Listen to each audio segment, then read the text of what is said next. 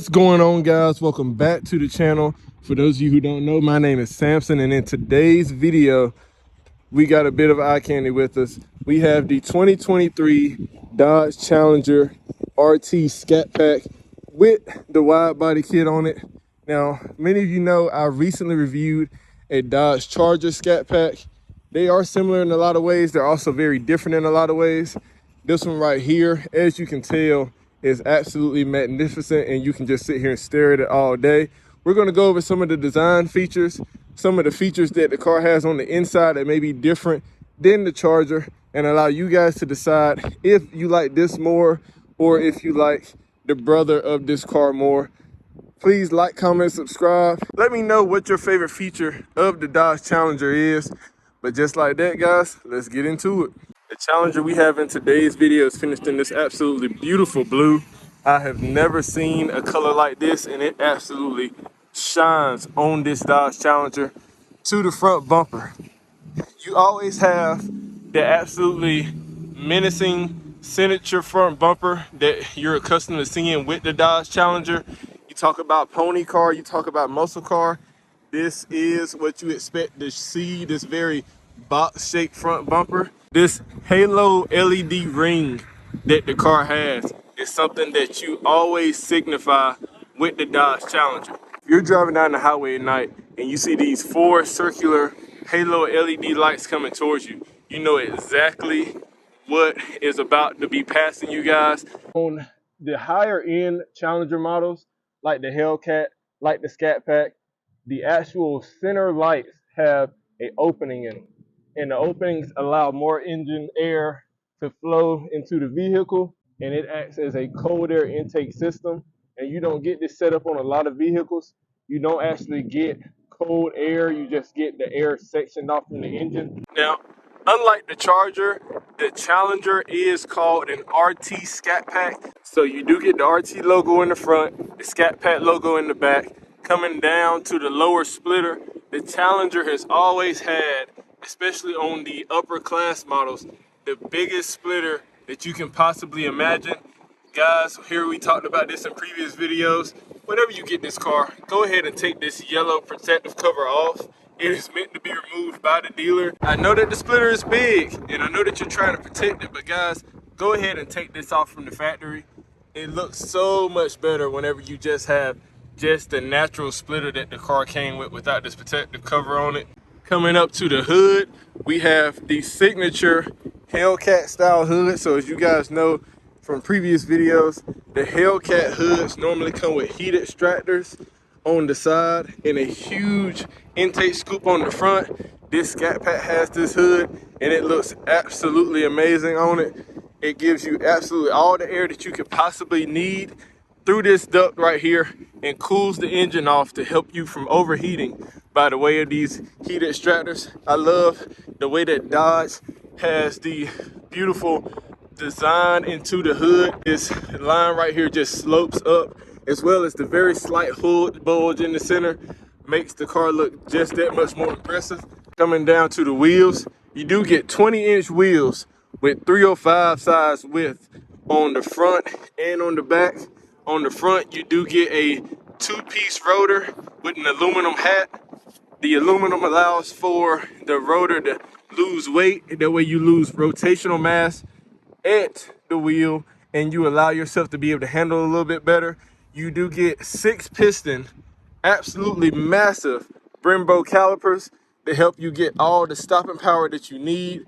Guys, I can't imagine a bigger set of brakes on the car, and you're going to need it with this car because the car weighs just over 4,200 pounds, maybe 43 depending on options.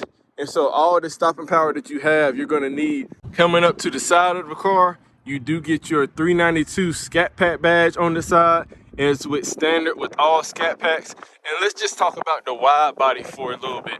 The Challenger itself has already been a wide car, and the wide body just gives it that much more of an aggressive stance. This one in particular, in this blue, like I said, guys, looks absolutely beautiful. I can't imagine a better color. Coming up to the side, you don't get any type of design in your door features like you do with the Charger. You do just get a simplistic, very clean body line that goes the length of the car, and you also get a very, very normal design. Underneath, you do get a bit of protection from rock chips and other things that may scratch your paint.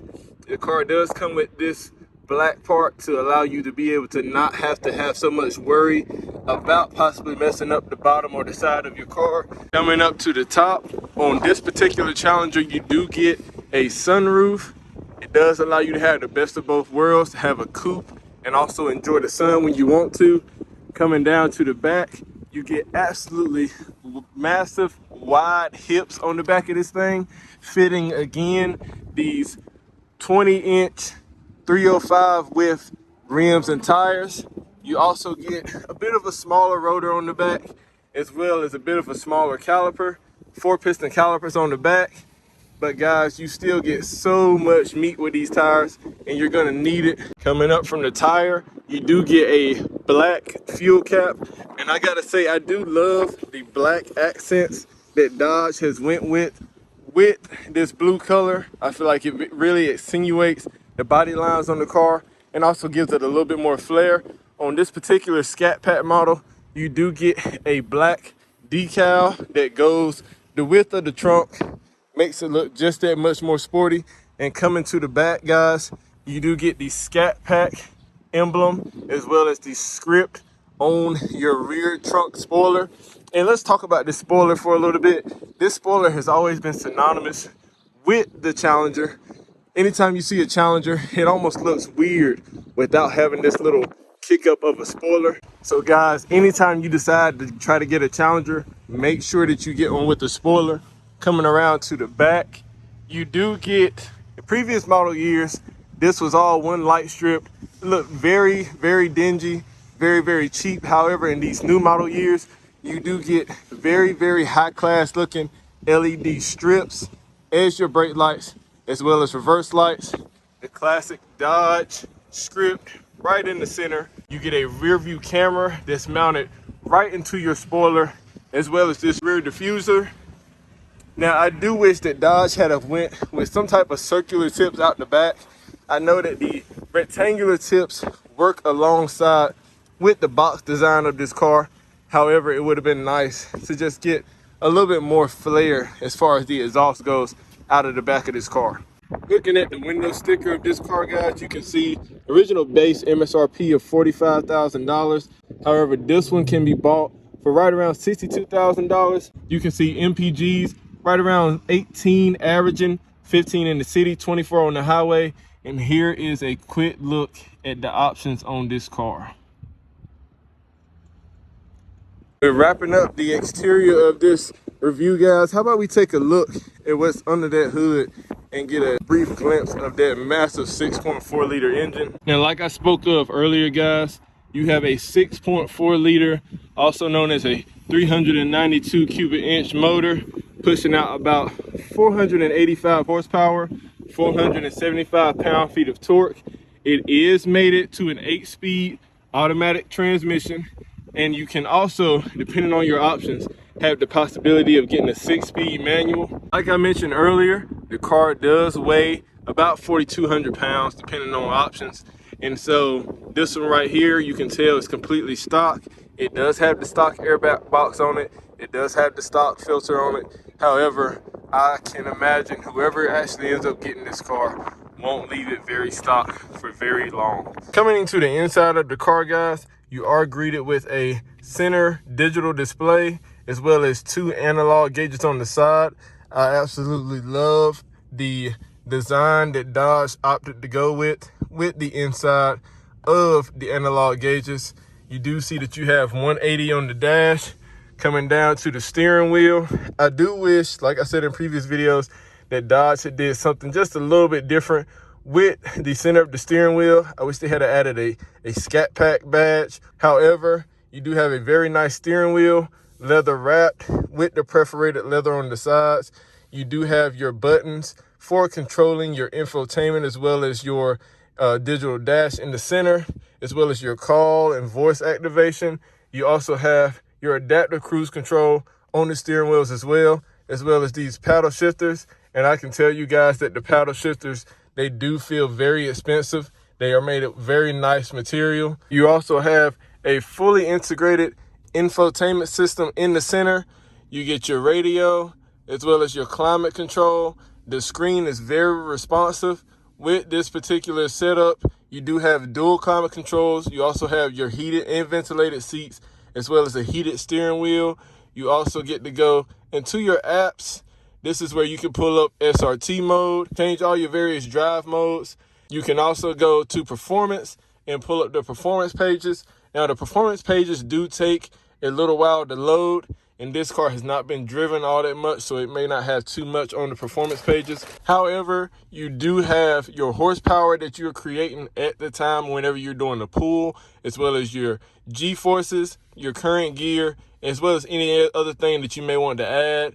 You have your dyno up here that you can measure to see how much horsepower you're making on a dyno graph, as well as various timers for setting up 0 to 60 times, track days, anything you may want to do. You can also change your drive modes from down here in the bottom, as well as enter launch mode, like I spoke of earlier, dual climate control. Let's go to the door panels. The door panels on this car, very simplistic, very neat design. The leather on them feels very high quality, soft touch material. I love the red stitching that Dodge decided to go with on the door panel. Now, with the car being blue, I do wish that they had went with blue stitching on the inside. However, the seats, in which we'll go over in a little while, are red. So I do understand the red stitching. You do have a 6-speaker Harman Kardon sound system, as well as a cup holder in the door, a little bit of storage in the back. You also have your 392 badge up here on the dash, so your passenger can look at it and just be in absolute awe and amazement. Like I spoke of on the outside, guys, you do have a sunroof that comes with the car, so you can enjoy the best of both worlds.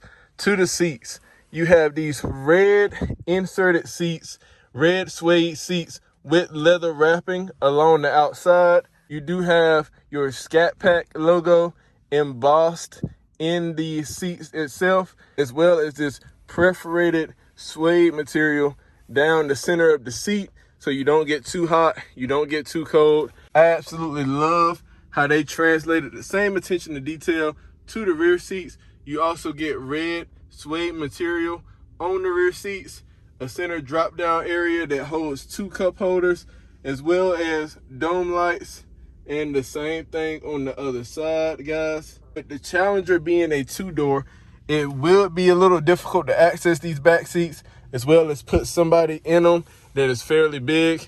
I know that I'm 6'5", and so it would be difficult for me to sit in those back seats, but you could probably put somebody that's a little bit smaller in them for the time being. The center dash houses 2 cup holders. It's made out of a very nice, simplistic material. You also have storage beside your gear select lever, as well as soft touch material in the center console. Open it up, it pops open to the side. You have 2 USB ports, as well as an auxiliary port and your classic cigarette lighter. Very deep. You should have enough storage to put anything that you would need in this center console. You also have your automatic window controls on the door panel for the passenger seat, as well as the same thing on the driver's side, automatic window controls for your side view mirrors, as well as your memory seating, guys. And so this car allows you to have 2 seats customized to your specific liking, as far as whoever may be driving the car. If your wife is driving it one day and she's a little bit shorter, she can have a setting customized that brings the seat up. If you're driving it, you're a little bit taller, you can have a setting customized that brings the seat back. You do have very, very sizable sun visors that should block you from the sun, as well as a grab handle on the driver's side and the passenger side. Not used to seeing grab handles on the driver's side. Usually they just expect the driver to grab the wheel. However, it is nice to have. You also have your dome lights, as well as a little area for you to put some sunglasses if you may like. The key is in this one. And once more, let's just take one more look at this absolutely beautiful interior. This is just a very nice space to be in, very comforting space. And so anybody who may want to get a car like this, you will not be disappointed at all. And just like that, guys, we have finished another review. Please like, comment, subscribe. Let me know what your favorite feature of the Dodge Challenger is. Let me know any other cars that you may like to see. And just like that, guys, I'm out. Peace.